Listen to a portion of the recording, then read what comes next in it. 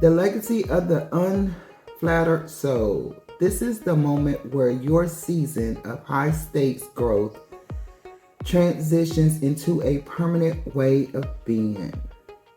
You have moved past the shock of the opposition reaction. The opposite reaction. Surrendered the need to explain yourself to the envious and accepted the both and the boundaries and empathetic. Now you realize that freedom you're fought for is actually a form of spiritual authority.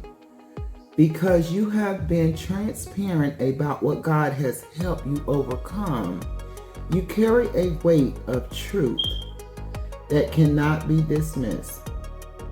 Like the highest heavens in 1 Kings 8:27, your influence is no longer contained by the small opinions of those closest to you. You have become a source of unfailing, inexhaustible encouragement for others who are still afraid to step into the light. Your legacy isn't that you lived a perfect life, but that you lived a blameless one, an open book where every chapter, even the painful ones, point to a purpose greater than yourself.